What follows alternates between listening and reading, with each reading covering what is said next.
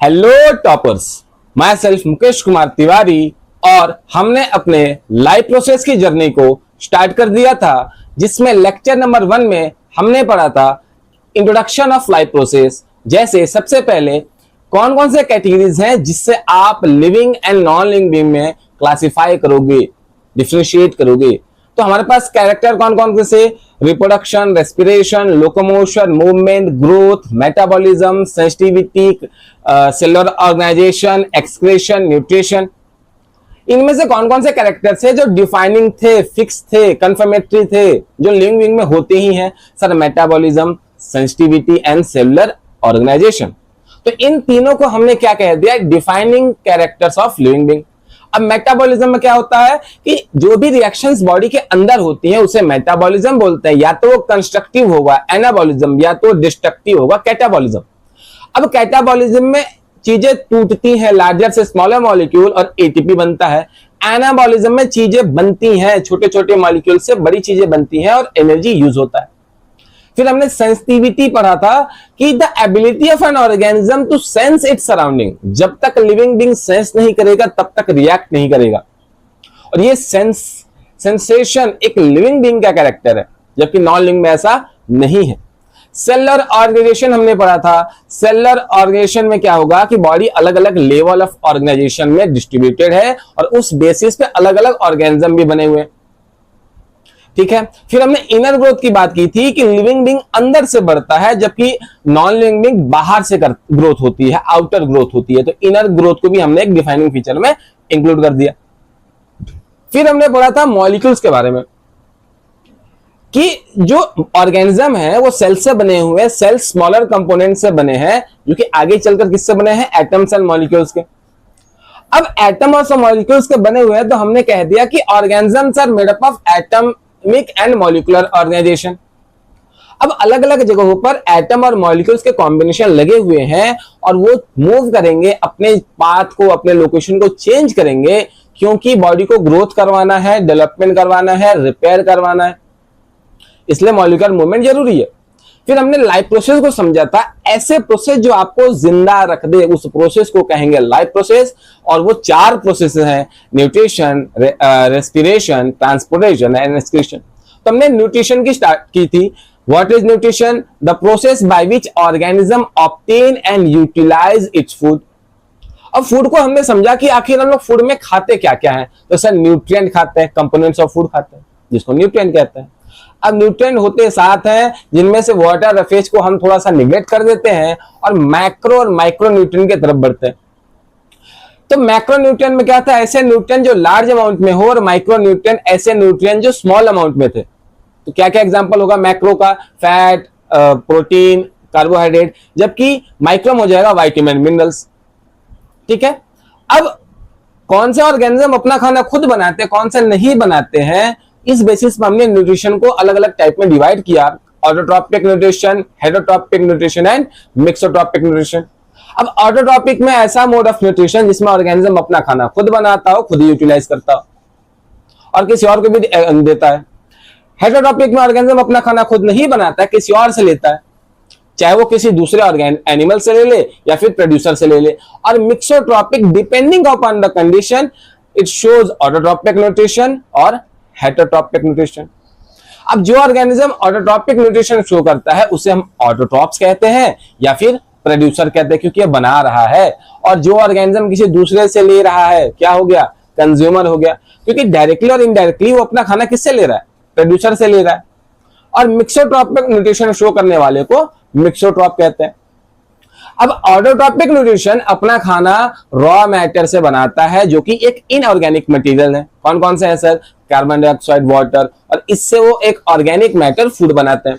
Mixotrophic तो खुद ही directly indirectly autotroph से डिपेंड है, तो उसका खाना, उसका रॉ मैटर क्या होगा उसके बॉडी के लिए? Organic matter. और मिक्सोट्रॉप अगर लाइट होगी तो अपना खाना बनाएगा इनऑर्गेनिक मैटर को यूज करके। अगर लाइट नहीं होगी तो वो क्या करेगा? ऑर्गेनिक मैटर जो किसी और से लेना है वो लेगा। एग्जाम्पल क्या हो जाएंगे ऑटोट्रॉप्स के? Green plant, cyanobacteria, पल्पर sulphur bacteria, मिथेनोजिन्स, nitrifying bacteria. जबकि हेटरोट्रॉप्स में human being, birds, animals, reptiles, insects, और मिक्सो का बहुत बेस्ट एग्जांपल आपके चैप्टर से रिलेटेड है, चैप्टर 3 से, यूग्लिना। क्योंकि यूग्लिना के पास ग्रीन पिगमेंट है जो कि प्लांट्स में भी जो प्लांट्स में होते हैं या पाए जाते हैं। तो लाइट होगी तो यूग्लिना ऑटोट्रॉप्स का काम करेगा, लाइट नहीं होगी तो भाई साहब हेटेरोट्रॉप्स में तब्दील हो जाएंगे। फिर हमने ऑटोट्रॉप्स का और डिफरेंशिएशन किया था कि ऑटोट्रॉपिक न्यूट्रिशन दो टाइप के, depending upon the raw matter. अगर वो लाइट यूज करते हैं, फोटोन यूज करते हैं तो फोटो ऑटोट्रॉपिक न्यूट्रिशन, और अगर वो केमिकल्स यूज करते हैं तो कीमो ऑटोट्रॉपिक न्यूट्रिशन। अब फोटो ऑटोट्रॉपिक न्यूट्रिशन में एग्जांपल क्या था? फोटो ऑटोट्रॉपिक न्यूट्रिशन में एग्जांपल था हमारा ग्रीन प्लांट साइनोबैक्टीरिया, और कीमो में nitrifying bacteria, methanogenic bacteria and purple sulphur bacteria. ठीक है। अब एक क्वेश्चन अराइज होता है कि सर अलग अलग ऑर्गेनिज्म अलग अलग रॉ मैटर यूज करते हैं, ऐसा क्यों? क्वेश्चन तो हो सकता है ना कि why different organisms have different nutritional function. एक तो क्वेश्चन बन सकता है कि डिफरेंट ऑर्गेनिजम्स हैव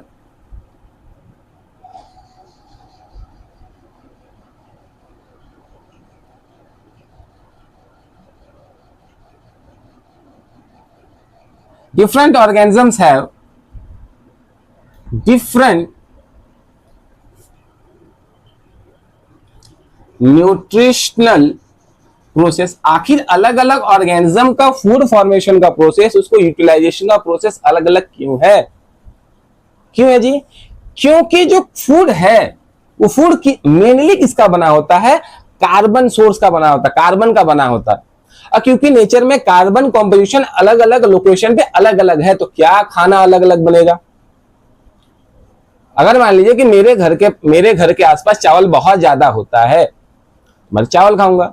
लेकिन अगर मेरे घर के आसपास मैं जंगलों में रहता हूं तो क्या चावल ज्यादा मिल पाएगा कि फ्रूट ज्यादा मिल पाएगा? फ्रूट। क्या चावल और फ्रूट का कंपोजिशन सेम है? नहीं, लेकिन दोनों बने तो कार्बन के हैं। तो अब मेरा जो डाइजेशन का प्रोसेस होगा या फिर और न्यूट्रिशनल प्रोसेस होंगे, वो किसके लिए होंगे? चावल के लिए। मान लो कभी मैंने फ्रूट खाया नहीं, चावल के लिए हिसाब से मेरी बॉडी अडेप्ट करेगी कि फ्रूट के लिए? चावल के लिए।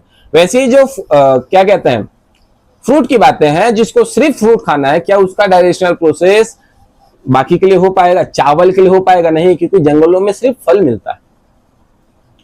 उसी तरीके से अगर कोई ऑर्गेनिज्म फ्लेश खाता है, मीट खाता है, जो प्योर नॉन वेज है, और कोई ऑर्गेनिज्म हमारा प्योर हर्बीवोर है, क्या दोनों का न्यूट्रिशनल प्रोसेस, डाइजेस्टिव प्रोसेस और आगे के प्रोसेस सेम होंगे? नहीं, क्योंकि उनका खाना ही अलग है, तो उसको डाइजेस्ट करने के और उसको यूटिलाइज करने के तरीके अलग अलग होंगे।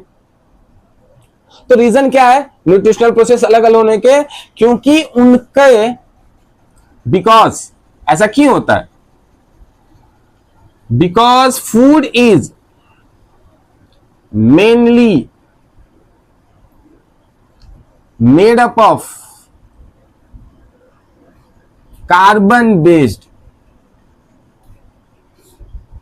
मैटर। किसका बना हुआ है? फूड किसका बना हुआ है? कार्बन का बना हुआ है। And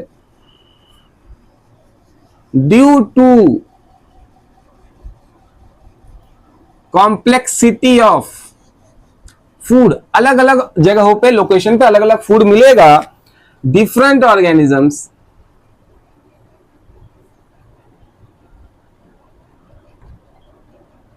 have different nutritional process. ठीक है, ये समझ में आया? चलिए आज से हम अपने नेक्स्ट टॉपिक है उसकी शुरुआत करते हैं, जिसका नाम है ऑटोट्रॉपिक न्यूट्रिशन इन प्लांट, या फिर इन शॉर्ट कह सकते हैं न्यूट्रिशन इन प्लांट्स, जो भी आपका मन करे। Autotrophic nutrition in plants. ठीक है, तो सबसे पहले ये हम लोग को पता है कि प्लांट एक ऑटोट्रॉप है, वो अपना खाना खुद बनाता है। कहां होता है?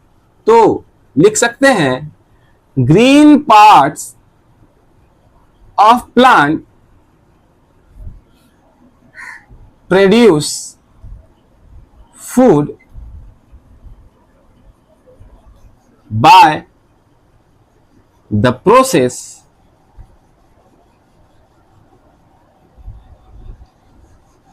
Photosynthesis.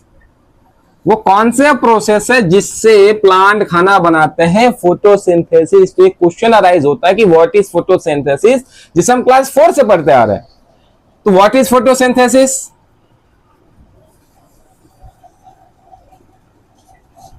What is photosynthesis? So it is a biochemical process in which plant uses, क्या क्या प्लांट यूज करता है? Water, hydrogen, sorry carbon dioxide, chlorophyll in the presence of sunlight। अब क्योंकि as a source light use कर रहा है तो क्या हो गया? Photo autotrophic nutrition and produce food. क्या प्रोड्यूस कर रहा है? फूड प्रोड्यूस कर रहा है। तो अब समझिए कि क्या प्रोसेस है। 6CO2 क्या इक्वेशन होगा? 12H2 in the presence of sunlight, chlorophyll. तो क्या बनेगा यहां पर? Food plus oxygen plus water. अब एक सवाल है, क्या आप इसमें प्रोडक्ट और बाय प्रोडक्ट को आइडेंटिफाई कर सकते हैं क्या? तो सर प्रोडक्ट और बाय प्रोडक्ट क्या होता है? पहले समझिए कि जिस चीजों को यूज करके आप कोई चीज बना रहे हैं, अगर आप इन दोनों चीजों को यूज करके कोई तीसरी चीज बना रहे हैं तो इन दोनों को क्या कहेंगे? रिएक्टेंट। क्या कहेंगे? रिएक्टेंट। अब जो चीज बनी वो क्या हो गया? प्रोडक्ट। तो अब बताइए आपका फोटोसिंथेसिस का मेन मोटिव क्या था? आप क्या चाहते थे? फूड बनाना, ऑक्सीजन बनाना या वाटर बनाना? ये कहें वाटर एक्सेस था तो बच गया, सर फूड बनाना चाहते थे। तो आपका जो मेन मोटिव क्या था खाना फोटोसिंथेसिस का? कि सर मुझे बनाना है खाना। तो मेरा क्या हो गया? प्रोडक्ट हो गया, क्योंकि ये मुझे चाहिए था। अब इसके साथ वो कौन सी चीज है जो आपने सोचा नहीं था लेकिन बन गया? क्या ऑक्सीजन बना या वाटर बना? सर ऑक्सीजन बना। क्यों? क्योंकि वाटर तो यहां भी और यहां भी, ये बना कि बचा हुआ है? बचा हुआ है। क्यों? अगर मान लिया आप खाना खाने बैठे हो, 10 लीटर पानी लेके बैठे हो और आप खाना खाने वक्त सिर्फ 1 लीटर पानी का इस्तेमाल किया है, तो क्या 9 लीटर पानी बच गया? ऐसा बोल सकते हैं? या खाना बनाने बैठे हैं, 10 लीटर पानी लेके बैठे हैं, आपने 1 लीटर पानी यूज कर लिया और 9 लीटर पानी बच गया, तो क्या वो 9 लीटर पानी बना कि बच गया? बच गया ना। तो आपने 12 मॉलिक्यूल्स ऑफ वाटर तो लिया था लेकिन यूज कितना हुआ? 6 मॉलिक्यूल्स, और 6 मॉलिक्यूल्स ऑफ वाटर तो बच गया। तो ये तो प्रोडक्ट तो नहीं है, इसका ही बचा हुआ पार्ट है। बिल्कुल। तो कौन सी चीज है? ऑक्सीजन। आपका बोर्ड का सवाल है। तो प्रोडक्ट क्या था? फोटोसिंथेसिस के लिए प्रोडक्ट क्या था? फूड। तो ये फूड हो गया। अब प्रोडक्ट के अलावा वो कौन सी चीज बन गई जो मैंने सोची नहीं थी? क्या बन गया था? ऑक्सीजन। क्योंकि मेरा मेन मोटिव तो प्रोडक्ट के साथ था। तो प्रोडक्ट के अलावा जो चीजें बन जाती हैं उसे क्या कहते हैं? By product. और वाटर क्यों नहीं है? क्योंकि वाटर एक्सेस अमाउंट में रिएक्टेंट में था। ठीक है, चलिए आगे बढ़ते हैं।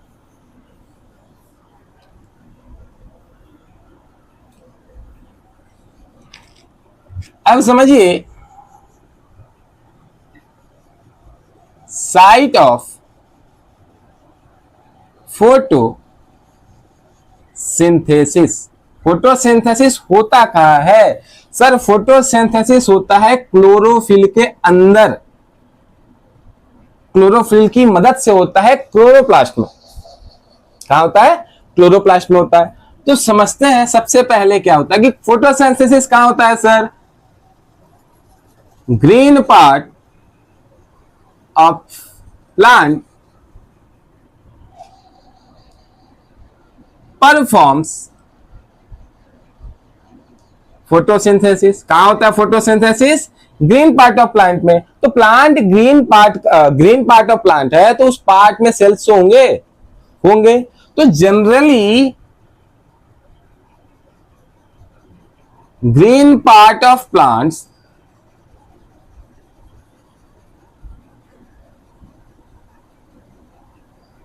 generally have mesophyll cells. क्या प्रेजेंट होता है? Mesophyll cells. और मेसोफिल सेल्स हैव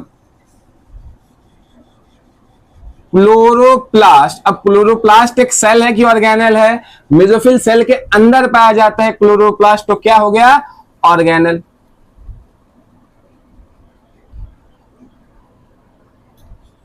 क्या क्लोरोप्लास्ट सिर्फ और सिर्फ मेसोफिल सेल में होता है? क्या नहीं, और भी सेल्स हैं। गार्ड सेल में भी क्लोरोप्लास्ट प्रेजेंट होता है, ठीक है। और जहां क्लोरोप्लास्ट प्रेजेंट होगा वहां क्लोरोफिल होगी, लेकिन ज्यादातर क्लोरोप्लास्ट का रिलेशन किसके साथ है? मेसोफिल सेल के पास साथ है। अब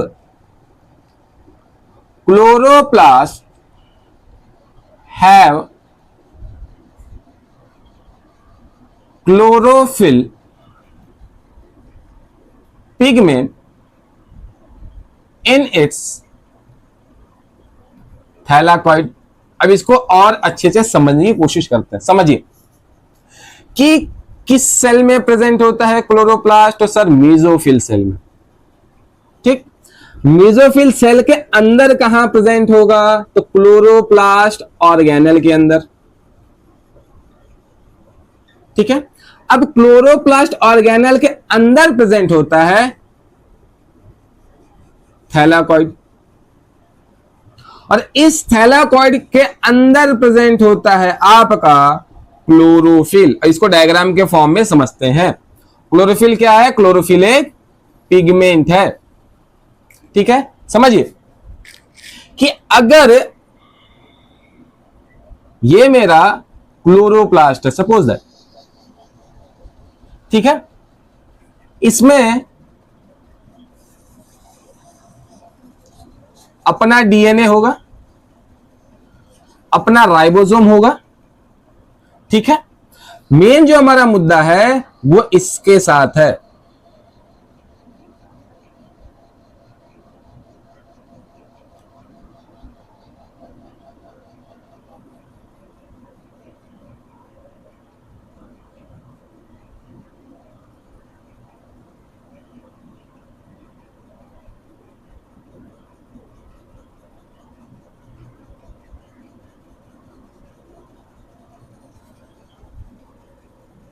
रुको,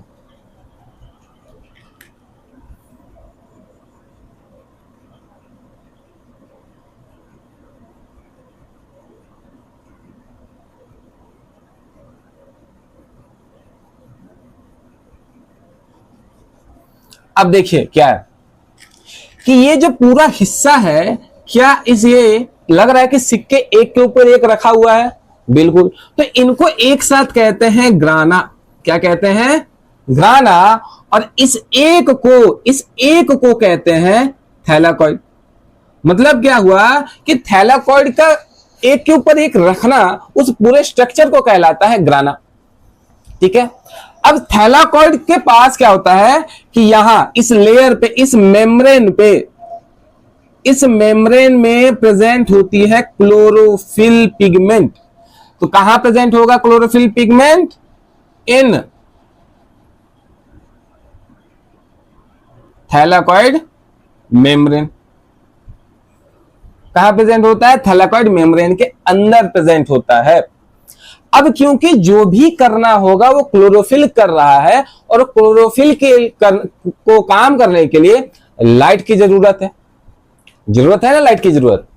तो क्योंकि लाइट की इन्वॉल्वमेंट है इस रिएक्शन में, इसलिए थैलाकॉइड के अंदर कौन सा रिएक्शन होता है सर? लाइट रिएक्शन होता है, ठीक है। अब क्योंकि यहां पर लाइट रिएक्शन होता है, क्या सारा का सारा काम सिर्फ लाइट के कारण होता है? क्या नहीं, कुछ ऐसे भी रिएक्शन जिनमें लाइट का इन्वॉल्वमेंट नहीं है। जब इन्वॉल्वमेंट नहीं है मतलब लाइट नहीं भी रहेगा तो भी रिएक्शन होगा, तो हमने उसको क्या कह दिया, डार्क रिएक्शन। कौन सा रिएक्शन कह दिया, डार्क रिएक्शन। अब डार्क रिएक्शन होता कहां है, जैसे किसी सेल का साइटोप्लाज्म होता है वैसे ही क्लोरोप्लास्ट के साइटोप्लाज्म को कहते हैं स्ट्रोमा। क्या कहते हैं, स्ट्रोमा। अब स्ट्रोमा के अंदर फूड बनता है और यहां डार्क रिएक्शन होता है, फूड बनता है, और थैलाकॉइड के अंदर लाइट रिएक्शन होती है। अभी डार्क रिएक्शन लाइट रिएक्शन क्या है इसको हम लोग आगे समझेंगे। अभी फिलहाल ये समझिए कि chloroplast is a site of photosynthesis और क्लोरोप्लास्ट प्रेजेंट होता है मेसोफिल सेल के अंदर, और क्लोरोप्लास्ट ऑर्गेनल के अंदर प्रेजेंट होता है थैलाकॉइड, और थैलाकॉइड मेम्ब्रेन में प्रेजेंट होती है क्लोरोफिल जो कि लाइट रिएक्शन करती है, लाइट से रिलेटेड काम करती है। अब लाइट से रिलेटेड काम करती है तो उसे क्या, कौन सा रिएक्शन कहेंगे, लाइट रिएक्शन। और जिस रिएक्शन में लाइट का इन्वॉल्वमेंट नहीं है उसको हमने क्या कह दिया, डार्क रिएक्शन। ठीक है, चलिए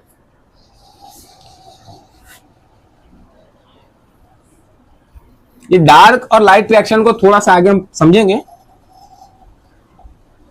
तो अब बताइए कि फोटोसिंथेसिस में किन किन चीजों की जरूरत होती है। रिक्वायरमेंट फॉर फोटोसिंथेसिस, किन किन चीजों की जरूरत है। तो सर हमें क्या चाहिए, हमें चाहिए सबसे पहले इंपॉर्टेंट चीज क्या है, क्लोरोफिल पिगमेंट। ये पिगमेंट होगा तभी तो चीजें हो पाएंगी। सर दूसरा हमें क्या चाहिए, हमें चाहिए सनलाइट, लाइट चाहिए फोटोसिंथेसिस करने के लिए। तीसरी चीज क्या चाहिए सर, सर हमें चाहिए वाटर। चौथी चीज क्या चाहिए, सर हमें चाहिए CO2, कार्बन डाइऑक्साइड, ताकि फोटोसिंथेसिस हो पाए। आप यही लिखते हो ना, CO2 प्लस H2O, इससे बनेगा फूड प्लस ऑक्सीजन। यहां आपका सनलाइट आ गया या फिर लाइट आ गया, यहां आपका क्लोरोफिल आ गया। तो आपको रिक्वायरमेंट किसकी है, CO2 की है, H2O की है, सनलाइट की है, क्लोरोफिल की है, ये रिक्वायरमेंट है। तो अब इसको और अच्छे से समझते हैं। पहला हमारा क्या है, क्लोरोफिल पिगमेंट। तो अब समझिए क्लोरोफिल पिगमेंट क्या है, it is a green pigment, it is a green pigment. कहां प्रेजेंट होता है, present on thylakoid membrane of chloroplast. कहां प्रेजेंट होगा, क्लोरोप्लास्ट में स्ट्रक्चर होता है थैलाकॉइड, उसकी मेम्ब्रेन में प्रेजेंट होता है।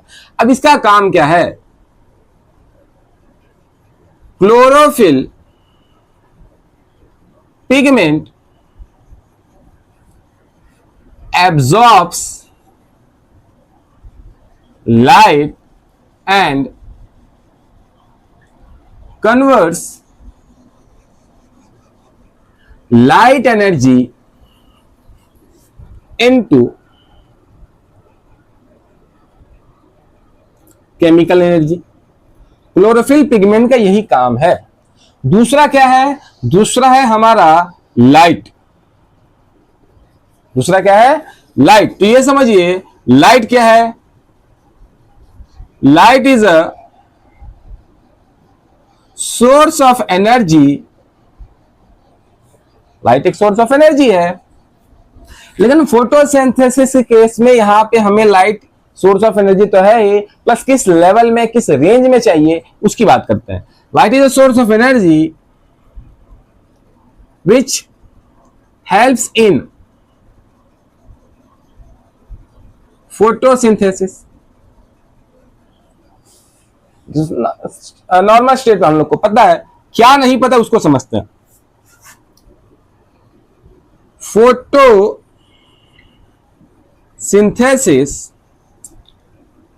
occur in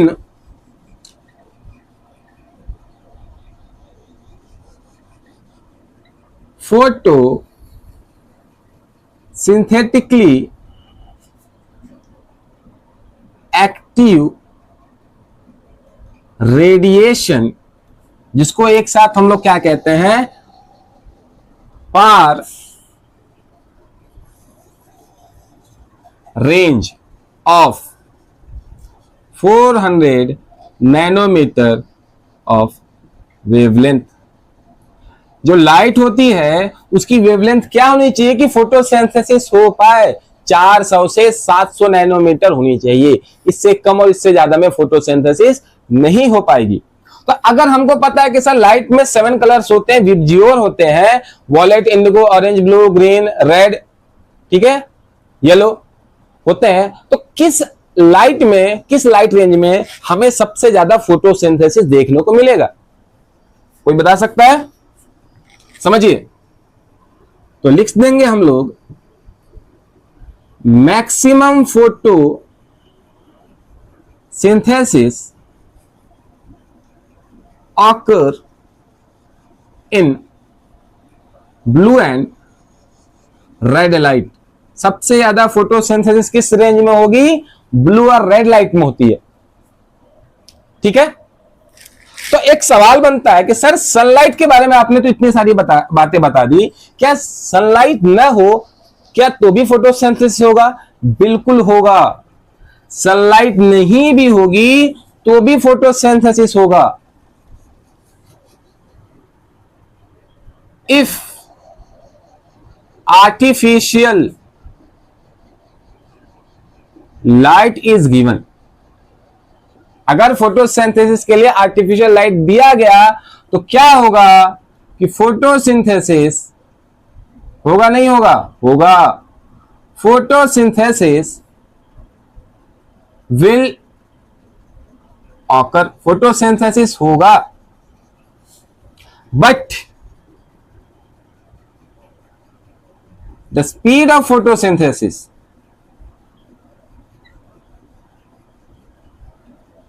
in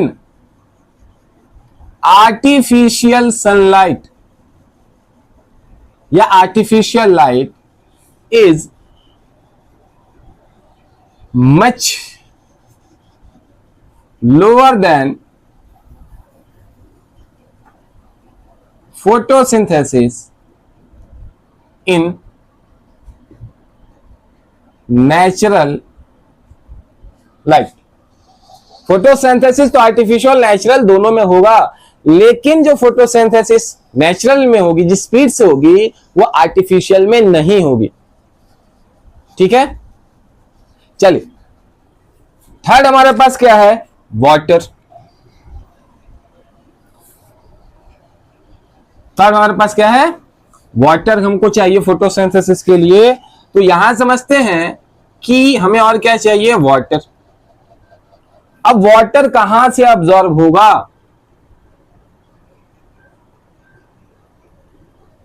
water is absorbed by root hair present in soil. ठीक है, रूट के बाद छोटे छोटे, जैसे आपने अगर कैरेट खाया होगा तो कैरेट के साथ छोटे छोटे धागे जैसे निकले रहते, वही रूट हेयर है। ठीक है, तो अब ये रूट हेयर सॉइल के अंदर प्रेजेंट होते हैं और सॉइल से एब्जॉर्ब करते हैं वाटर को, प्लस मिनरल्स भी एब्जॉर्ब करते हैं। ठीक है, अब यहां पे क्या होगा? ये जब एब्जॉर्ब करेंगे तो अब समझिए कि ये मेरा क्या है? रूट है,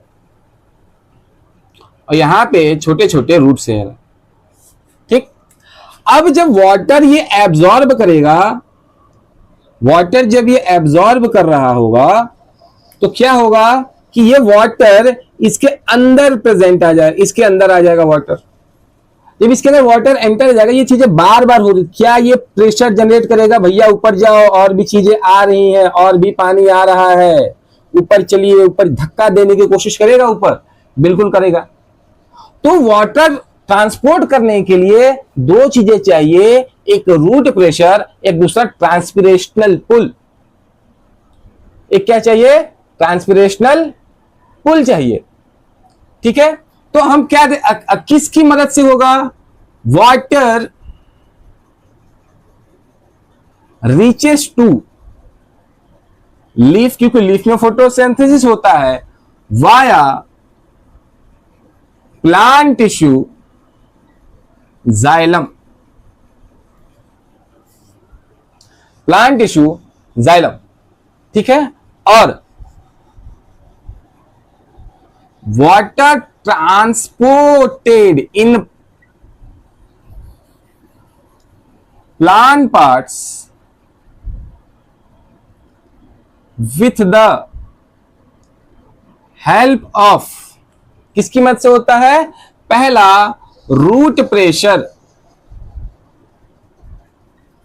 पहला रूट प्रेशर, दूसरा होता है ट्रांसपीरेशनल पुल। पहला रूट प्रेशर और दूसरा क्या होता है? ट्रांसपीरेशनल पुल, ठीक है। अब रूट प्रेशर में क्या हो जाएगा कि root hair absorbs water which enters in root and pushes water upward and exert pressure,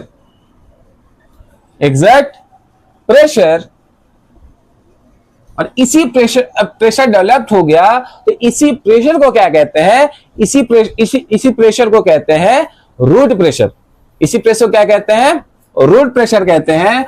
और ये ट्रांसपीरेशनल पुल क्या हो गया कि समझिए कि एक लीफ है,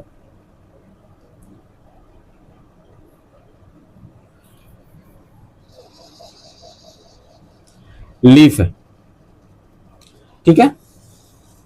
अब सन के कारण क्या हो रहा है कि सन वाटर वेपर को खींचना चाहती है, तो यहां से वाटर का लॉस हो रहा है। जब यहां से वाटर का लॉस हो रहा है तो अब यहां तो पानी था जो अब नहीं रहा, तो इसको लेने के लिए, इस जगह को फुलफिल करने के लिए पानी आएगा कि नहीं आएगा? पीछे से आएगा। तो क्या वाटर इसके कारण पूरे प्लांट पार्ट्स में जहां जहां से वाटर खींचने की कोशिश करेगा कि नहीं करेगा, ताकि लीफ में जो पानी जगह खाली हुआ है वहां भर जाए, दोबारा भर जाए, होगा ना। क्योंकि अगर ये जगह खाली होगी, इसको भरना है, क्योंकि अगर यहां फोटोसिंथेसिस करना होगा तो वाटर चाहिए, जगह खाली हो चुकी है। तो प्लांट अपने टिश्यू की मदद से कहेगा भैया पानी पहुंचा दो, क्योंकि यहां पानी कम हो गया है। और पानी कम क्यों हुआ? ट्रांसपीरेशन के कारण कम हुआ। अब ट्रांसपीरेशन के पानी कम हुआ तो पानी खींच रहा है ना, तो इसे ही ट्रांसपीरेशन पुल कह दिए कि transpiration occur due to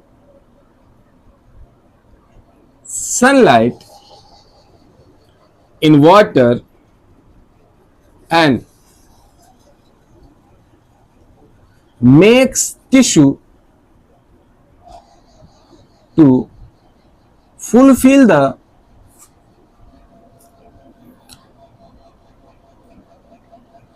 water loss, water demand by xylem। अब यहां क्या होगा, इस ट्रांसपीरेशनल को, रूट प्रेशर को हम बहुत अच्छे से ट्रांसपोर्टेशन वाले टॉपिक में समझेंगे। इन शॉर्ट यहां पे है कि रूट प्रेशर जनरेट कर रहा है और सनलाइट के कारण क्या हो रहा है कि पानी का लॉस हो रहा है। इस पानी के लॉस को फुलफिल करने के लिए नीचे से और चीजें ऊपर बढ़ रही है, खिंचाव हो रहा है, पुलिंग हो रही है। तो इसी पुलिंग को हमने क्या कह दिया? ट्रांसपीरेशनल पुल, क्योंकि ये हो रहा है ट्रांसपीरेशन के कारण, ठीक है। चलिए, इसके बाद हमारा जो टॉपिक है वो है कार्बन डाइऑक्साइड, ठीक है। तो अब समझते हैं क्या है हमारा CO2, कार्बन डाइऑक्साइड। अब टेरेस्ट्रियल प्लांट तो सीधे इनहेल एक्सहेल कर लेते हैं अपने एयर डिमांड को, लेकिन एक्वेटिक प्लांट क्या करते हैं? जो पानी के अंदर डिजॉल्व गैसेस हैं, अगर ऑक्सीजन होगा या कार्बन डाइऑक्साइड होगी तो उसे एब्जॉर्ब करते। तो पहले वही बातें लिख लेते हैं कि terrestrial plant absorbs water from atmosphere, ठीक है। और aquatic plant absorbs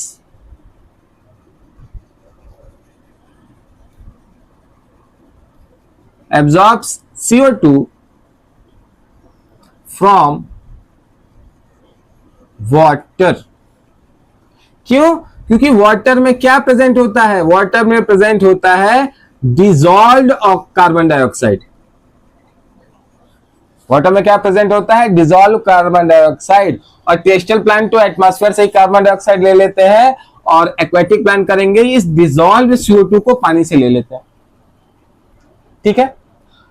अब टेरेस्ट्रियल को हमें ज्यादा फोकस करना है, तो समझते हैं कि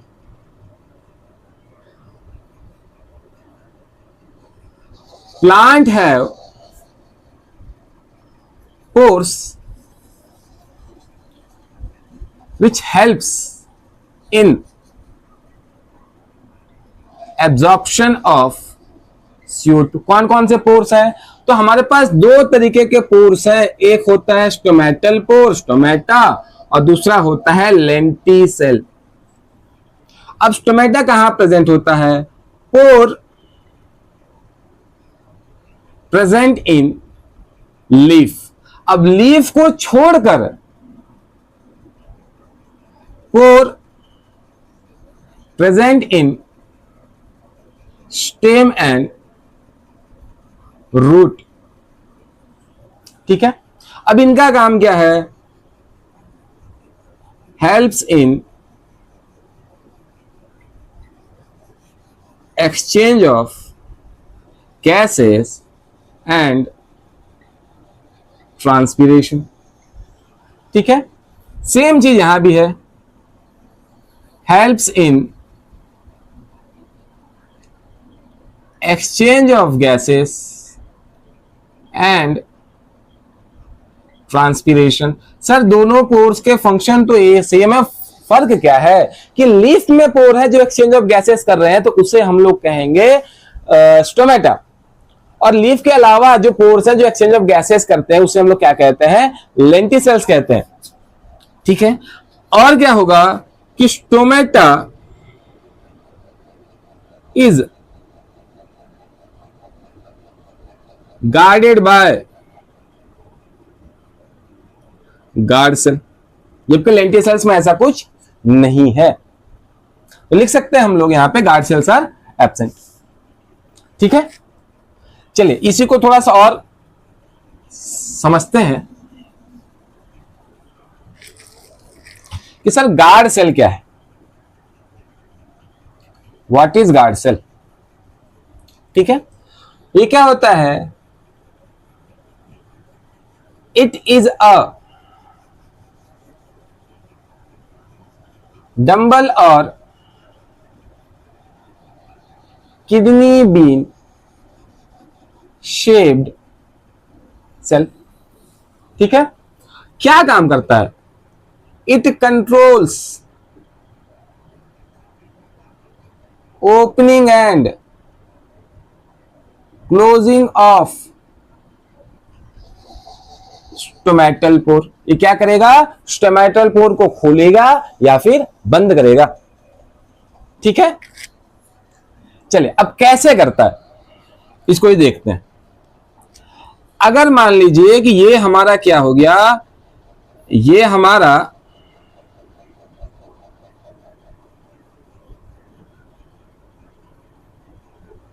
मान लीजिए कि गार्ड सेल है, ठीक है। ये हमारा गार्ड सेल। अब गार्ड सेल के अंदर प्रेजेंट होते हैं क्लोरोप्लास्ट। ये क्या है हमारा? क्लोरोप्लास्ट, ठीक। अब ये क्या है? ये है हमारे गार्ड सेल, और ये जो पोर दिख रहा है ये पोर है हमारा स्टोमेटल पोर। क्या है हमारा, स्टोमेटल पोर। ठीक है, अब क्या होगा इसके अंदर, इसके अंदर होगा एंडो ऑस्मोसिस, जिसमें क्या होगा, वाटर एंटर्स। कैसे एंटर करेगा,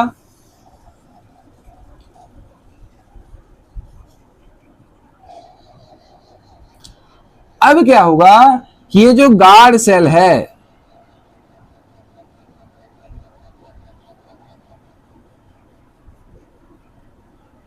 इसके अंदर बाहर से पानी आने शुरू कर देगा।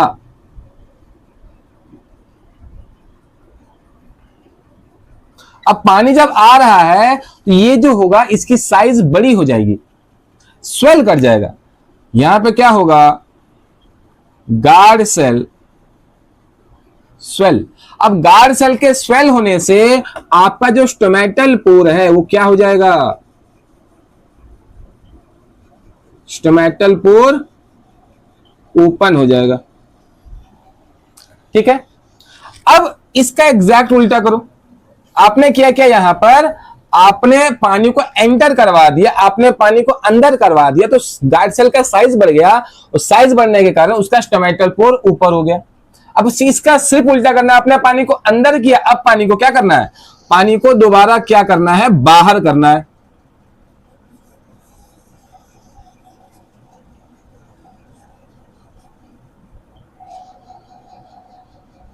पानी को दोबारा क्या कर देना है, पानी को बाहर कर देना है।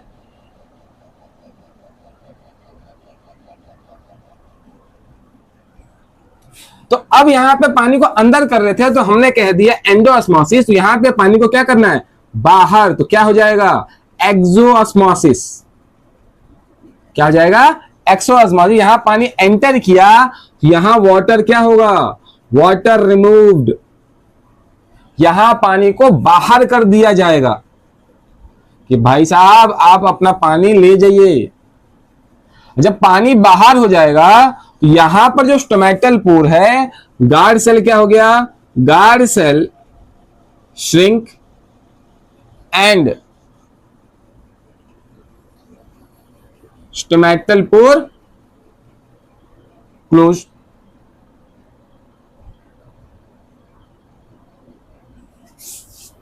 ठीक है, दोबारा समझते हैं। अब ये क्लोज हमारा क्लोज स्टोमेटल पोर है, बंद है। अब क्या हुआ, पानी बाहर से अंदर आ गया। जब पानी बाहर से अंदर आ गया तो उस प्रोसेस को बोलेंगे एंडोऑस्मोसिस। यहां पे गार्ड सेल बड़ा हो जाएगा। जब गार्ड सेल बड़ा हो जाएगा तो उसकी जो स्पेस है वो भी बड़ी हो जाएगी और स्टोमेटा क्या हो जाएगा, खुल जाएगा। अब जब स्टोमेटा को क्लोज करना होगा तो यहां पानी को जब एंटर कर रहे तो खुला, इसका अपोजिट कर दो, पानी को बाहर भेजने लगे तो क्या हो गया, एक्सोऑस्मोसिस। डिफ्यूजन होने लगा और पानी का डिफ्यूजन ऑस्मोसिस कहलाता है। जब पानी बाहर जाने लगा तो गार्ड सेल छोटा होने लगा, श्रिंक हो गया। जब श्रिंक हो गया तो स्टोमेटल पोर क्या हो गया, बंद हो गया। ठीक है, चलिए, तो अब यहां पर हमारा जो एक छोटा सा टॉपिक था वो भी खत्म हो चुका है। थोड़ा सा डायग्राम हम लोग समझते हैं। अगर हम डायग्राम समझें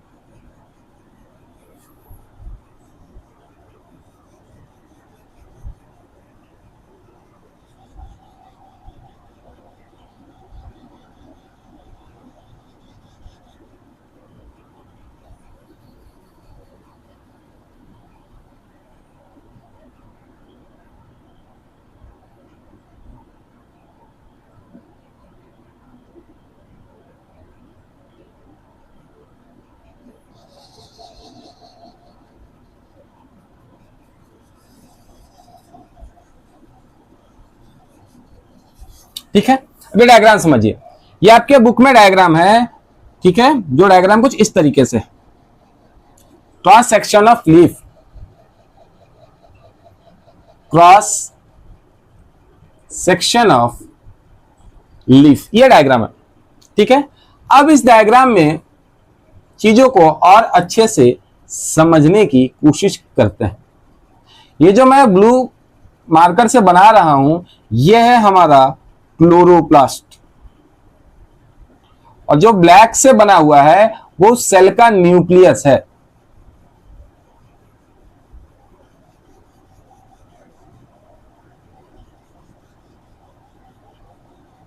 ठीक है, अब देखिए ये जो है इसे कहते हैं हम लोग वैक्सी क्यूटिकल। क्या कहते हैं? वैक्सी क्यूटिकल।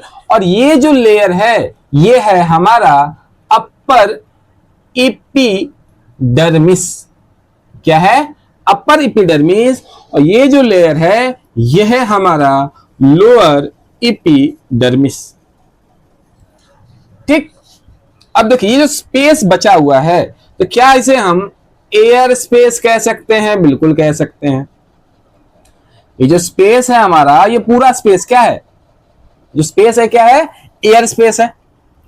ठीक है, अब वैक्सी क्यूटिकल का काम क्या है? ये प्रिवेंट करता है, प्रिवेंट्स वाटर लॉस। एक लेयर बना देगा लीफ के ऊपर ताकि पानी का लॉस कम से कम हो पाए। ठीक है, अब ये जो स्ट्रक्चर्स हैं इसे देखिए, आपके बुक में नाम नहीं है, इसे कहते हैं पैलिसेड पैरेनकाइमा, और इस गोले वाले को कहते हैं स्पॉन्जी पैरेनकाइमा। तो ऐसे कौन से पैरेनकाइमा है जो फोटोसिंथेसिस में इन्वॉल्व होते हैं, मतलब लीफ में प्रेजेंट होते हैं? Palisade parenchyma and spongy parenchyma. ठीक है, अब ये जो स्पेस दिख रहा है ये है हमारा स्टोमेटल पोर।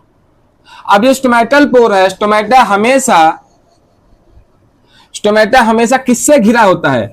गार्ड सेल से। ये जो दो दिख रहे हैं क्या है? गार्ड सेल है। ठीक है, यही स्ट्रक्चर ऑफ लीफ आपके पास है। ये पूरा क्या हो गया?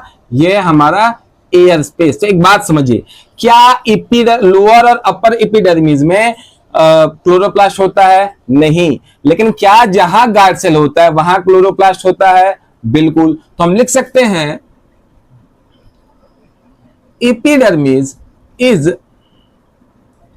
Devoid of chloroplast except at guard cell. मतलब क्या हुआ कि पूरे एपिडर्मिस में क्लोरोप्लास्ट नहीं होता है, लेकिन होता है तो कहां होता है? गार्ड सेल के अंदर प्रेजेंट होता है। उसके अलावा कहीं भी क्लोरोप्लास्ट नहीं प्रेजेंट होता है एपिडर्मिस में। ठीक है, चलिए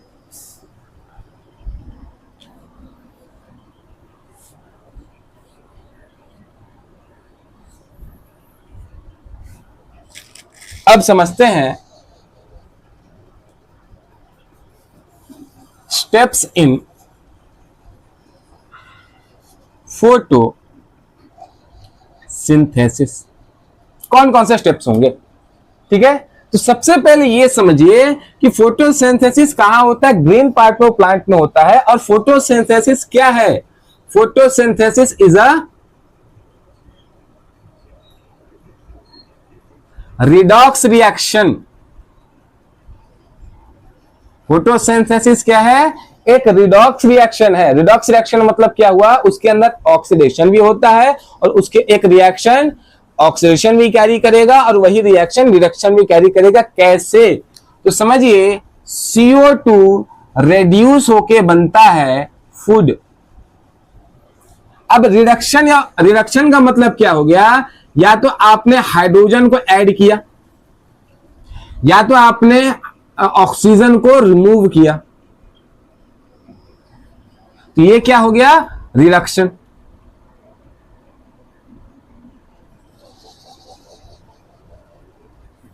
ठीक है, क्या हो गया? रिडक्शन हो गया। अब देखिए, वाटर है हमारा, वाटर का ब्रेकडाउन होता है। वाटर किसमें टूटता है? वाटर टूटता है हमारा हाइड्रोजन प्लस ऑक्सीजन में। तो यहां रिडक्शन का मतलब क्या हुआ? या तो आपने हाइड्रोजन को रिमूव किया या तो आपने ऑक्सीजन को ऐड किया। यहां हाइड्रोजन रिमूव हो रहा है, बिल्कुल हो रहा है, इसे हमने क्या कह दिया? ऑक्सीडेशन कह दिया। ठीक है, अब कौन कौन से स्टेप्स हैं? तो पहला स्टेप है हमारा absorption of sunlight bye chlorophyll. ठीक है, क्लोरोफिल ने सनलाइट को एब्जॉर्ब कर लिया। दूसरा क्या होगा? अब ये लाइट कन्वर्ट होगी, यहां क्या होगा? Conversion of light energy into chemical energy. यहां पे क्या होगा? लाइट एनर्जी किसमें कन्वर्ट हो जाएगी? केमिकल एनर्जी में। और इसी केमिकल एनर्जी के कारण क्या होगा? आपका फोटोलाइसिस होगा। इसी कन्वर्जन ऑफ एनर्जी के कारण क्या होगा? फोटोलाइसिस होगा। तो उसी में थर्ड स्टेप या फिर इसी का सेकंड स्टेप लिख सकते हैं, फोटोलाइसिस ऑफ वाटर। अब फोटो का मतलब लाइट और लाइसिस का मतलब हो गया ब्रेकडाउन। मतलब इस कन्वर्जन ऑफ एनर्जी के दौरान क्या होता है? वाटर का ब्रेकडाउन भी होता है। ठीक है, किसकी मदद से? सनलाइट की मदद से। ठीक है, एंड प्रोड्यूस, क्या हुआ? फोटोलाइसिस प्रोड्यूस करने में, फोटोलाइसिस से hydrogen gas and oxygen gas produce होता है। मतलब क्या हुआ? यहां हाइड्रोजन ब्रेकडाउन होता है और बनता है ऑक्सीजन। ठीक, अब क्या हुआ यहां पर कि NADP सेल्स में प्रेजेंट होते हैं, वो कन्वर्ट हो जाते हैं NADPH में। किसकी मदद से? हाइड्रोजन की मदद से। सर NADP क्या है? Nicotinamide adenine dinucleotide phosphate. ठीक है, अब ये ATP में कन्वर्ट हो सकता है आगे चलकर। ठीक, अब समझिए कि यहां पे भी यहां भी हमने लाइट की बातें की, यहां भी हमने लाइट को केमिकल एनर्जी में बात की, यहां भी हमने फोटोलाइसिस लाइट की बात कर रहे हैं। तो क्या इन दोनों में लाइट का होना बहुत इंपॉर्टेंट है? बिल्कुल इंपॉर्टेंट है। ठीक है, तो इन दोनों को एक साथ हम क्या कह देते हैं? Light reaction. कौन सा रिएक्शन? Light reaction. और लाइट रिएक्शन हमने पढ़ा था कहां होता है? थैलाकॉइड में होता है। ठीक है, अब क्या हुआ? यहां से हम लोग आगे चलते हैं। अब यहां पे जो हाइड्रोजन टूटा ना, ये हाइड्रोजन ऐड होता है कार्बन डाइऑक्साइड के साथ। CO2 reduce this to produce carbohydrate. कैसे? ये जो CO2 है, ये जो CO2 हमारे पास इनिशियली था फोटोसिंथेसिस में, इस हाइड्रोजन के साथ रिएक्ट करके क्या करेगा? इस हाइड्रोजन गैस के साथ रिएक्ट करके क्या बनाएगा? फूड बनाएगा। ठीक है, अब देखिए हाइड्रोजन गैस यहां भी है, ये हाइड्रोजन गैस CO2 के साथ रिएक्ट कर दिया, क्या बन गया? फूड बन गया। ऑक्सीजन हमारा अलग से निकला हुआ था, किसके कारण? फोटोलाइसिस ऑफ वाटर के कारण। तो आप लिखते हो ना, आप क्या लिखते हो? CO2 plus H2O, sunlight, chlorophyll, फिर लिखते हो food plus oxygen plus water. यही बात लिखते हो ना। तो ऑक्सीजन कहां से आया? फोटोलाइसिस ऑफ वाटर से आया। फूड कैसे आया? रिडक्शन ऑफ CO2 से आ गया। तो इसको बहुत अच्छे तरीके से रिडॉक्स रिएक्शन के फॉर्म में भी समझा जाए तो हम लिख सकते हैं CO2 plus H2O C6H12O6 plus oxygen plus H2O। तो क्या CO2 रेड्यूस हुआ, रिडक्शन हुआ कि नहीं हुआ? एडिशन ऑफ हाइड्रोजन हो गया। क्या H2O टूटा कि नहीं टूटा? वाटर टूटा, वाटर में कन्वर्ट हुआ कि नहीं? वाटर टूट के ऑक्सीजन हाइड्रोजन गैस में कन्वर्ट हुआ कि नहीं हुआ? हुआ। तो यहां ऑक्सीजन अलग हो गया ना हाइड्रोजन से, यहां क्या हो गया? ऑक्सीडेशन हो गया। जब रिडक्शन और ऑक्सीडेशन एक साथ हो जाए तो हम उसे कौन सा रिएक्शन बोलते हैं? रिडॉक्स रिएक्शन बोलते हैं। रही बात NADPH2 की, अब ये NADPH कहां कन्वर्ट हो जाता है? बॉडी NADPH2 कन्वर्ट किस में हो जाएगा? ATP में फिर कन्वर्ट हो जाता है। ठीक है, फिर क्योंकि ATP कन्वर्ट होकर प्रोसेस भी तो करने हैं। तो इस तरीके से हमारे पास रिएक्शंस होते हैं। क्या इस रिएक्शन में लाइट की जरूरत पड़ी? नहीं। तो क्या इस रिएक्शन को हम लोग डार्क रिएक्शन बोल सकते हैं? बोल सकते हैं। अब थैलाकॉइड के अंदर डार्क रिएक्शन होता था, लाइट रिएक्शन होती थी, तो डार्क रिएक्शन कहां होता है? Stroma of chloroplast, cytoplasm of chloroplast में होता है, जिसे हम लोग कहते हैं स्ट्रोमा। तो दोबारा इसको समझते हैं। सबसे पहले फोटोसिंथेसिस एक रिडॉक्स रिएक्शन है। मतलब क्या हुआ? CO2 रेड्यूस होके बनता है फूड, तो रिडक्शन हो गया। वाटर ऑक्सीडाइज होकर क्या होता है? वाटर का ब्रेकडाउन हो जाता है, तो क्या हो गया? ऑक्सीडेशन हो गया। अब यहां पे हमारे पास 3 स्टेप्स हैं आपके एनसीईआरटी में। क्या है? सबसे पहले absorption of sunlight, chlorophyll absorb करेगा, इसमें लाइट की जरूरत है। लाइट कन्वर्ट होगा केमिकल एनर्जी में, लाइट एनर्जी, और साथ ही साथ उस कन्वर्शन के दौरान क्या होगा? फोटोलाइसिस, फोटो मतलब लाइट, लाइसिस मतलब ब्रेकडाउन। तो लाइट की मदद से पानी का ब्रेकडाउन होता है हाइड्रोजन और ऑक्सीजन गैस में। ठीक है, अब CO2 इस हाइड्रोजन गैस को यूज करके क्या बनाएगा? फूड बनाएगा, रिड्यूस होगा, रिडक्शन होगी, एडिशन ऑफ हाइड्रोजन होगा। इस तरीके से एक फोटोसिंथेसिस रिडॉक्स रिएक्शन होता है, इसमें सारी चीजें होती हैं। ठीक है, अब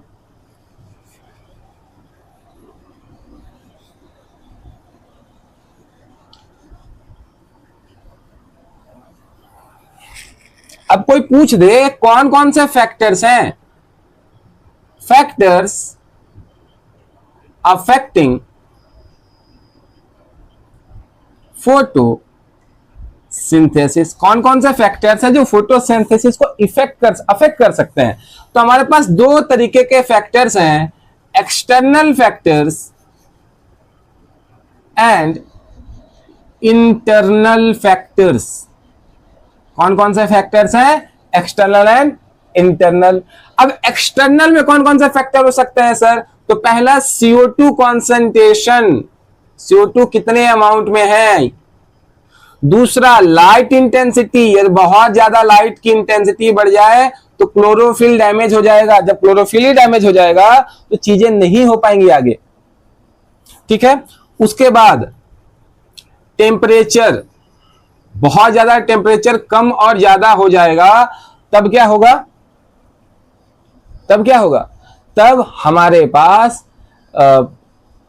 हमारे पास क्या होगा कि वाटर की एबिलिटी के बारे में सोचना पड़ेगा। ठीक है, उसके बाद और क्या हो सकता है सर? उसके बाद हमारा हो सकता है ऑक्सीजन अवेलेबिलिटी।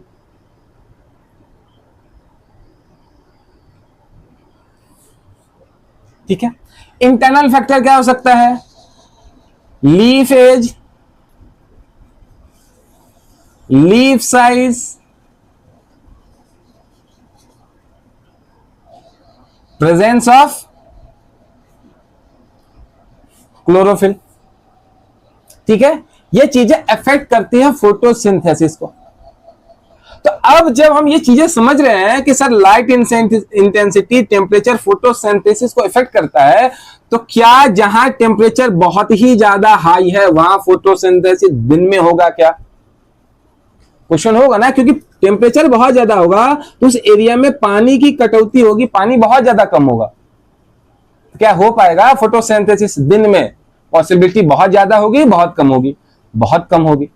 तो ये फोटोसिंथेसिस कब करते होंगे? रात में करते होंगे। तो इसी तरीके से हमारे पास एक छोटा सा टॉपिक हो जाता है। क्या नाम है उस टॉपिक का?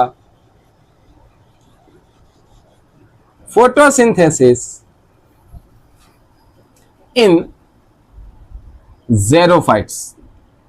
ज़ेरोफाइट्स का मतलब ऐसे प्लांट जो डेजर्ट में पाए जाते हो, ऐसे प्लांट जो कहां पाए जाते हैं, डेजर्ट में, उसे कहते हैं ज़ेरोफाइट्स। अब ज़ेरोफाइट्स के पहला नेचर की बात करते हैं। नेचर क्या होता है? वाटर बहुत कम होता है,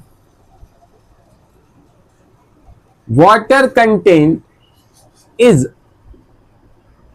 वेरी लो इन डेजर्ट, पानी बहुत कम होता है और फोटोसिंथेसिस के लिए पानी बहुत जरूरी है। तो यहां पर क्या होगा, यहां भी सारी चीजें होंगी जो स्टेप्स होते हैं फोटोसिंथेसिस में। कौन कौन से स्टेप्स होते हैं सर? हमने क्या पढ़ा था स्टेप्स इन फोटोसिंथेसिस? फोटोसिंथेसिस में हमने कौन कौन से स्टेप्स पढ़े थे? हमने स्टेप्स कौन कौन से पढ़े थे? हमने पहला पढ़ा था कि सर क्या होगा, absorption of sunlight bye chlorophyll. दूसरा हमने पढ़ा था conversion of light energy into chemical energy. तीसरा इसी में हमने साथ में और पढ़ा था फोटो लाइसिस ऑफ वाटर। तीसरा हमने क्या पढ़ा था कि carbon dioxide reduces to form carbohydrate. ये हमने पढ़ा था, ये 3 स्टेप्स हमने पढ़े थे। लेकिन क्या ज़ेरोफाइट्स में चीजें दिन में होने लगे तो पॉसिबिलिटी अच्छी हो पाएगी खाने की, फोटोसिंथेसिस की, फूड प्रोडक्शन की? नहीं। तो यही बात यहां लिख देंगे कि steps in photosynthesis are may be coordinated. मतलब क्या हुआ कि एक के बाद एक के बाद स्टेप 1 के बाद स्टेप 2, स्टेप 2 के बाद स्टेप 3 हो, ये जरूरी नहीं है। कहीं सीक्वेंस में हो सकता है, कहीं सीक्वेंस में नहीं हो सकता है, because depending upon the condition of requirement, कि जो भी मेरी रिक्वायरमेंट है वो किस तरीके से मेरे पास मौजूद है, इस पे मेरे स्टेप्स होंगे। तीसरा पहले हो सकता है, पहला दूसरा बाद में हो सकता है। और बेस्ट एग्जांपल क्या है इनका? ज़ेरोफाइट्स। क्यों सर? क्योंकि यहां पे क्या होगा, ड्यूरिंग डे की बात करते हैं, during day and during night. अब बताओ, अगर दिन में स्टोमेटा लीफ के स्टोमेटल पोर खुले होंगे तो क्या लॉस होगा? बिल्कुल होगा। किसका लॉस होगा सर? वाटर का लॉस तो होना ही है, CO2 का भी लॉस होगा, होगा ना। तो यहां पे दिन में ये प्लांट्स क्या करते हैं, अपने स्टोमेटल पोर आर क्लोज, बंद कर लेंगे। अब बंद करने से क्या होगा कि CO2 एंड वाटर लॉस कम हो जाएगा। ठीक है, इधर बात करते हैं। अगर स्टोमेटा, अच्छा लाइट है तो क्या एब्जॉर्प्शन ऑफ लाइट होगा? बिल्कुल होगा, एब्जॉर्प्शन ऑफ लाइट होगी। अब यहां पे क्या होगा कि यहां पे स्टोमेटल पोर क्या होंगे? रात में ओपन होंगे।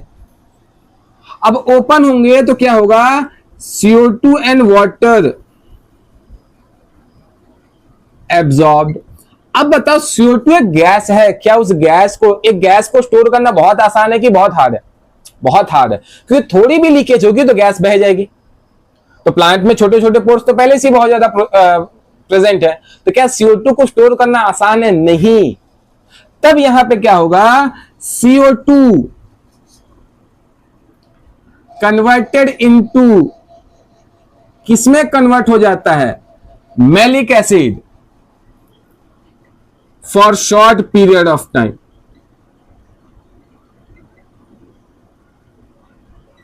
क्या होगा यहां पे? शॉर्ट पीरियड ऑफ टाइम में CO2 स्टोर हो जाएगा। और जब भी रिक्वायरमेंट होगी CO2 कन्वर्ट हो जाता है कार्बन डाइऑक्साइड में। तो यहां पे क्या होगा, on demand malic acid converted into CO2 and involved in photosynthesis। आसान भाषा में समझिए कि आपका जो CO2 है और वाटर है दोनों मिलकर बनाते हैं मैलिक एसिड। क्यों? क्योंकि CO2 को स्टोर करना है। अब ये क्या है कि इंटरमीडिएट कंपाउंड है, इंटरमीडिएट कंपाउंड है ताकि CO2 को आसानी से स्टोर कर पाए। और जब भी रिक्वायरमेंट होगी, रिक्वायरमेंट कब होगी? जब फोटोसिंथेसिस करोगे। फोटोसिंथेसिस करने के लिए बाकी के स्टेप्स इन्वॉल्व होने चाहिए जो कि दिन में होंगे। तो CO2 का एब्जॉर्प्शन तो रात में हो रहा है, वाटर का एब्जॉर्प्शन तो रात में हो रहा है, लेकिन फोटोसिंथेसिस का जो प्रोडक्ट है, फूड बनना है, वो कब होगा? वो होगा हमारा दिन में। तो कुछ स्टेप्स तो हमने रात में कर दिए। CO2 रेड्यूस टू कार्बोहाइड्रेट हो तो रहा है, लेकिन CO2 इसमें इन्वॉल्व जो CO2 उसका काम कब हो रहा है? एब्जॉर्ब कब हो रहा है? रात में हो रहा है। तो ऑन डिमांड, डिमांड कब करेगा? जब जरूरत होगी, दिन में। रात में भैया हमसे CO2 मांगना भी नहीं, हम देंगे भी नहीं। हम CO2 को खुद अलग अलग फॉर्म में चेंज करके रख रहे हैं ताकि इसको रख पाए। रात में हमसे CO2 और पानी का हिसाब किताब नहीं। थोड़ा बहुत दे दिए, लेकिन दिन में तो भूल के भी नहीं आना। हमारे पास खुद दिन में कमी है CO2 और वाटर की, इसलिए हम रात में सारा काम करते हैं। ठीक है, तो कौन कौन से फैक्टर्स इफेक्ट करते वो भी हमने समझ लिया। ज़ेरोफाइट्स एक ऐसा प्लांट है जहां पानी की अवेलेबिलिटी बहुत ज्यादा कम होती है, तो उन्होंने अपना तरीका बदल दिया, दिन और रात में चीजें बांट दी।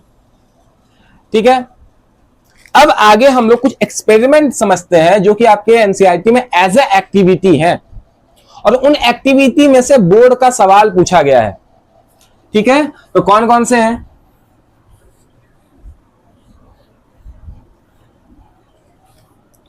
तो पहला है आपका variegated leaf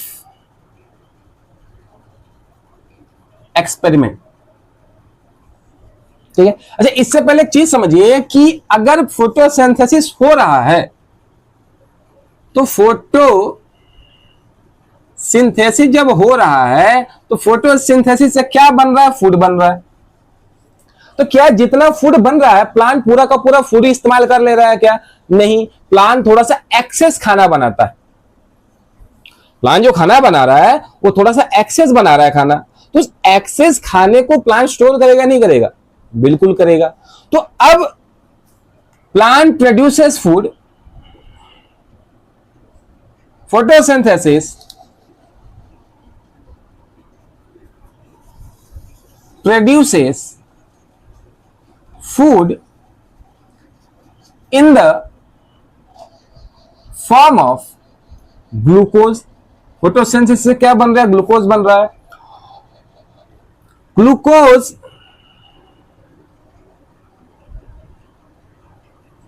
converts into starch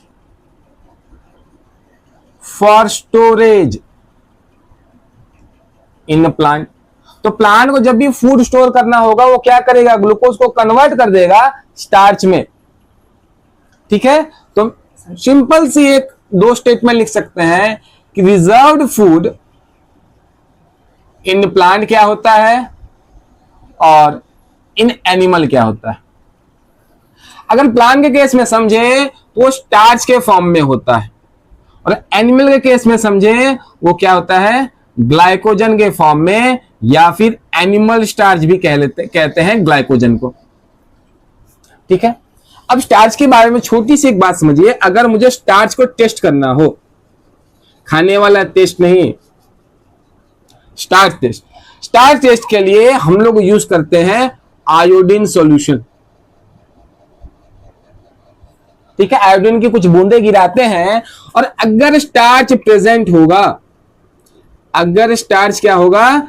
present होगा जिस भी चीज में, जिस भी स्पेसिमेन में, जिस भी फूड में होगा, तो उसका कलर किस में कन्वर्ट हो जाएगा? ब्लू ब्लैक में। अगर स्टार्च एब्सेंट होगा तो बात ही नहीं है, चेंज ही नहीं होगा। ठीक है, चलिए तो यहां पे एक्सपेरिमेंट हम लोग करते हैं अपना वेरीगेटेड लीफ एक्सपेरिमेंट। ठीक है, अब वेरीगेटेड लीफ एक्सपेरिमेंट है क्या, समझिए। आपने वो लीफ देखा होगा जो कंप्लीटली हरा ना हो सकता है उसमें पीले पीले कुछ धब्बे हो जाए, तो चितकबरे अलग अलग धब्बों वाले जो हिस्से होते हैं उसे ही वेरीगेटेड बोलते हैं। तो अगर समझिए कि यहां पीलापन है, ये जो हिस्सा है यहां पीलापन है, पीलापन का मतलब क्या हो गया कि क्लोरोफिल एब्सेंट है, क्लोरोफिल यहां नहीं है, यहां हो गया, यहां हो गया, यहां हो गया, मतलब कहीं कहीं कहीं कहीं क्या हो गया कि क्लोरोफिल नहीं है, कोई पीलापन आने लगा। तो अब यहां पर क्लोरोफिल मेरा क्या है, एब्सेंट है, और यहां पे क्लोरोफिल मेरा प्रेजेंट है। तो अभी इस एक्सपेरिमेंट के लिए हम क्या करेंगे, सबसे पहले क्या करेंगे कि एक प्लांट उठा लेंगे, प्लांट का लीफ ले लेंगे और उसको क्या करेंगे, अल्कोहलिक बाथ या फिर वार्म वाटर बाथ देंगे। इससे क्या होगा, टू रिमूव क्लोरोफिल, इससे क्लोरोफिल क्या हो जाएगा, रिमूव हो जाएगा। ठीक है, अब हम लोग क्या करेंगे कि हम लोग कुछ उस प्लांट को कुछ समय के लिए सूखने के लिए छोड़ देंगे, और सूखने के बाद हम क्या करेंगे, उस प्लांट को फिर से हम लोग देखना चाहेंगे कि आखिर दिखता कैसा है। तो दो हिस्से हमने बांटे, एक इसको और एक इस हिस्से को। ठीक है, अब समझिए कि मैंने क्या किया, मैंने यहां पर आयोडीन टेस्ट किया। अब आयोडीन टेस्ट किसके लिए करते हैं सर, स्टार्च के लिए करते हैं, क्योंकि फूड फॉर्म होता है स्टार्च में। अब क्योंकि यहां क्लोरोफिल प्रेजेंट, अच्छा पहले इसी शुरू से समझते हैं कि अगर क्लोरोफिल यहां पे क्या था, यहां पे क्लोरोफिल था एब्सेंट, यहां क्लोरोफिल क्या था, एब्सेंट था। तो क्या क्लोरोफिल एब्सेंट था तो क्या यहां पर फोटोसिंथेसिस हो पाएगा, नहीं हो पाएगा। अगर फोटोसिंथेसिस नहीं हो पा रहा है तो क्या ग्लूकोज बन पाएगा, नहीं बन पाएगा। अगर ग्लूकोज नहीं बन पा रहा है, क्या ग्लूकोज से स्टार्च बन पाएगा, नहीं बन पाएगा। तो अगर स्टार्च नहीं बन रहा है तो क्या आयोडीन टेस्ट पॉजिटिव आएगा, पॉजिटिव का मतलब हो गया कि स्टार्च का टेस्ट आएगा क्या, नहीं आएगा, ब्लू ब्लैक आएगा ही नहीं। क्यों, क्योंकि आपके पास स्टार्च ही नहीं है। ठीक है, यहां की बात करते हैं, यहां पे क्या हो गया, यहां पे क्लोरोफिल प्रेजेंट है। जब क्लोरोफिल प्रेजेंट है तो क्या यहां पर फोटोसिंथेसिस होगा, बिल्कुल होगा सर। जब फोटोसिंथेसिस होगा तो क्या ग्लूकोज बनेगा, बिल्कुल बनेगा। क्या ग्लूकोज बन रहा है तो कन्वर्ट होगा स्टार्च में, बिल्कुल होगा। क्या स्टार्च में कन्वर्ट हो रहा है तो क्या आयोडीन टेस्ट मिलेगा पॉजिटिव, बिल्कुल मिलेगा। ब्लू ब्लैक कलर मिलेगा, ब्लू ब्लैक कलर दिखेगा क्योंकि स्टार्च बन रहा है।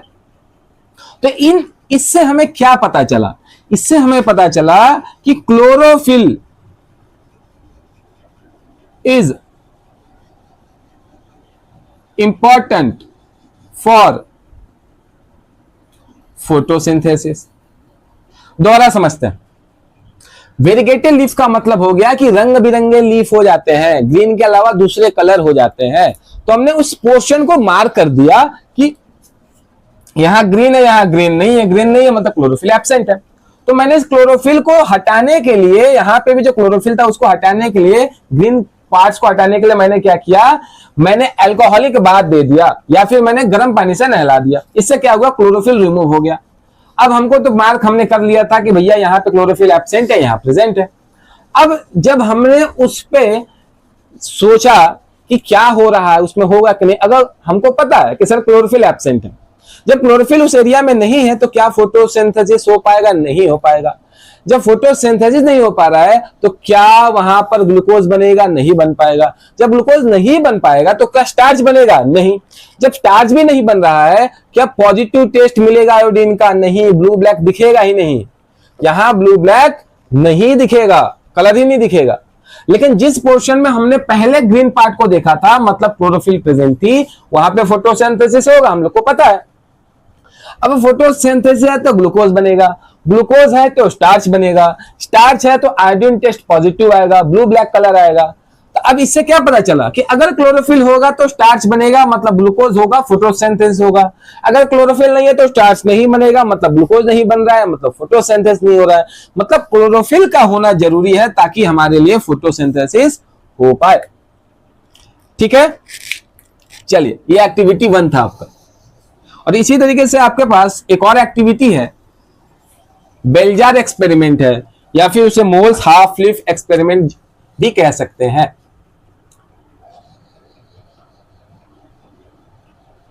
बेलजार एक्सपेरिमेंट, इसमें क्या है कि आपने क्या किया,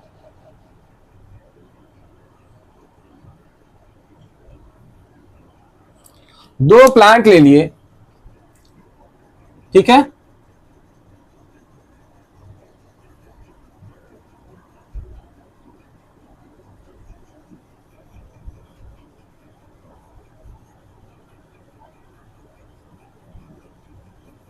दो प्लांट आपने ले लिया, ठीक है। अब एक प्लांट में क्या किया आपने, कि पहले लिख लेते कुछ बातें। आपने क्या किया, put 2 plants in bell jar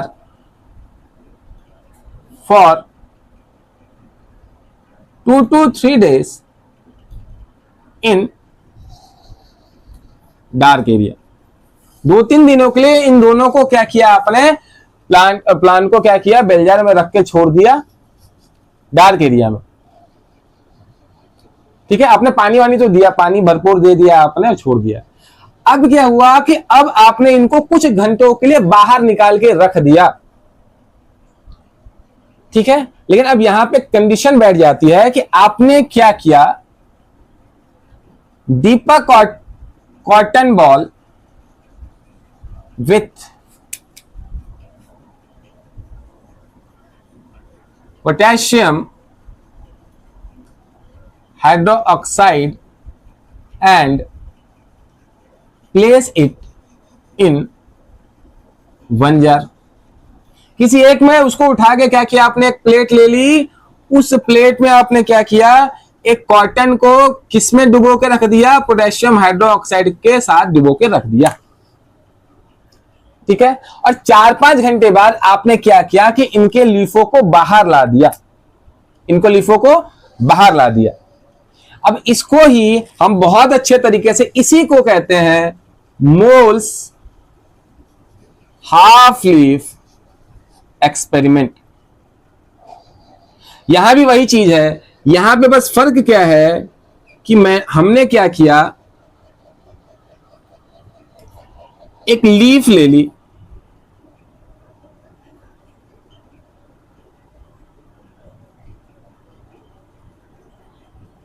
leaf ले ली, और वहां भी हमने क्या किया कि एक प्लेट ले लिया, उस प्लेट में हमने क्या कर दिया, हमने पोटेशियम हाइड्रोक्साइड को कॉटन के साथ बुड़ाकर रख दिया, ठीक। और कुछ दिनों के लिए छोड़ दिया हमने, 1 से 2 दिन के रख कर छोड़ दिया, अभी भी अटैच था। अब इसको ही उठा के हम लोग देखते हैं कि क्या हुआ।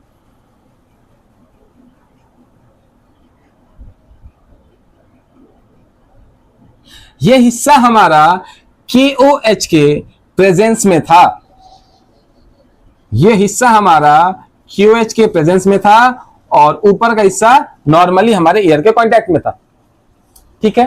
तो अब हमने इस हिस्से पे जब क्या किया, आयोडीन टेस्ट किया, आयोडीन टेस्ट किया तो हमें क्या दिखा, ब्लू ब्लैक कलर दिखा। अब ब्लू ब्लैक कलर दिखने का मतलब क्या था कि यहां पे स्टार्च प्रेजेंट था, स्टार्च का मतलब हो गया कि यहां ग्लूकोज बना होगा, ग्लूकोज बना था तभी स्टार्च बना। अब ग्लूकोज बना हुआ था तो मतलब यहां पे फोटोसिंथेसिस हुई। अब यहां पे हमने क्या किया, यहां पे भी हमने क्या किया, आयोडीन टेस्ट किया। अब आयोडीन टेस्ट यहां पे किया तो हमें ब्लू ब्लैक नहीं दिखाई दिया। नहीं दिखाई दिया का मतलब क्या हुआ कि यहां पे स्टार्च क्या था, एब्सेंट था। स्टार्च एब्सेंट था मतलब क्या था, यहां ग्लूकोज नहीं बना। ग्लूकोज नहीं बना का मतलब क्या हुआ, यहां फोटोसिंथेसिस नहीं हुआ। तो इससे हमने क्या समझा, क्योंकि sir CO2, water, sunlight, air, chlorophyll सब कुछ सबके पास था, लेकिन इसके अंदर क्या हुआ, इसके अंदर हमें नेगेटिव आयोडीन टेस्ट मिला, जबकि इसके अंदर हमें पॉजिटिव आयोडीन टेस्ट मिला। क्यों सर? तो आपको दोनों में चेंजेस के दोनों में या इनमें क्या डिफरेंस दिख रहा है, KOH का डिफरेंस दिख रहा है। तो KOH करता क्या है, KOH क्या करेगा कि पोटेशियम हाइड्रोक्साइड एब्जॉर्ब्स, क्या एब्जॉर्ब करता है, कार्बन डाइऑक्साइड। पोटेशियम हाइड्रोक्साइड क्या एब्जॉर्ब करता है, कार्बन डाइऑक्साइड। अब कार्बन डाइऑक्साइड नहीं था तो रिडक्शन के लिए CO2 का ही इन्वॉल्वमेंट बहुत जरूरी है, जो वही नहीं था तो फोटोसिंथेसिस हो पाएगा, नहीं हो पाएगा। तो इसका मतलब क्या हो गया, इसका मतलब हो गया कि CO2 is important for photosynthesis. इसको दोबारा समझते हैं। अब बेल्जर एक्सपेरिमेंट में क्या था कि आपने एक प्लांट को पोटेशियम हाइड्रोक्साइड के प्रेजेंस में रखा था और एक प्लांट को आपने पोटेशियम हाइड्रोक्साइड के प्रेजेंस में नहीं रखा। तो आपने कैसे रखा था, एक कॉटन लिया, उसको पोटेशियम हाइड्रोक्साइड के सॉल्यूशन में डुबो दिया और प्लेट में रख दिया। इसको ही हम लोग मोल्स ऑफ लीव्स एक्सपेरिमेंट में भी समझते हैं कि मैंने लीफ के आधे हिस्से को एक जार में रख दिया, ठीक है, बीकर में रख दिया और उसको क्लोज कर दिया, एयर टाइट कर दिया, ठीक है। अब क्या हुआ, अब CO2 यहां एब्जॉर्ब हो रहा है तो CO2 यहां भी तो ट्रांसफर करेगा, बिल्कुल करेगा ट्रांसफर। अगर हम समझे एयर टाइट कर दिए तो CO2 टोमेटा से यहां जा रहा है तो यहां भी तो जाएगा, बिल्कुल जाएगा। यहां भी हमने पोटेशियम हाइड्रोक्साइड रख दिया। तो अब हमने इसको कुछ घंटों बाद टेस्ट करने की कोशिश की, क्योंकि हमने इन दोनों को कुछ दिनों के लिए रख दिया था अंधेरे कमरे में, तो जो भी होगा नया नया चीजा बनेगा। जब इन लोगों को आयोडीन के साथ हमने टेस्ट करने की कोशिश की तो हमें ब्लू ब्लैक दिखाई दिया, ऊपर वाले में यहां ब्लू ब्लैक हमें दिखाई दिया। तो ब्लू ब्लैक दिखाई दिया मतलब स्टार्च बना होगा तभी ब्लू ब्लैक दिखा। स्टार्च क्या रिजर्व फूड है, तो स्टार्च किससे बना है, ग्लूकोज से। ग्लूकोज बन रहा है मतलब फोटोसिंथेसिस हो रहा है, तो ये चीजें यहां पे हो गई। लेकिन जब हमने अदर हाफ इसमें देखने की कोशिश की तो क्या हुआ, आयोडीन टेस्ट नहीं मिला। ब्लू ब्लैक जो कलर था हमें ब्लू ब्लैक नहीं दिखाई दिया, नहीं दिखाई दिया ब्लू ब्लैक। तो ब्लू ब्लैक नहीं दिखाई दिया मतलब सर स्टार्च ही नहीं बना, स्टार्च नहीं बना मतलब ग्लूकोज नहीं बना, ग्लूकोज नहीं बना मतलब फोटोसिंथेसिस नहीं बना। तो ऐसी कौन सी एक चीज है जो आपको अलग कर रही है, सर पोटेशियम हाइड्रोक्साइड। तो पोटेशियम हाइड्रोक्साइड का काम क्या है, CO2 को एब्जॉर्ब कर लेना। जब CO2 नहीं होगा तो फोटोसिंथेसिस नहीं होगी, मतलब CO2 इंपॉर्टेंट होता है फोटोसिंथेसिस के लिए, ठीक है। आज के लिए इतना ही, और नेक्स्ट क्लास में हम लोग nutrition in amoeba, nutrition in paramecium और हेटरोट्रॉपिक न्यूट्रिशन को देखेंगे। तब तक के लिए थैंक यू।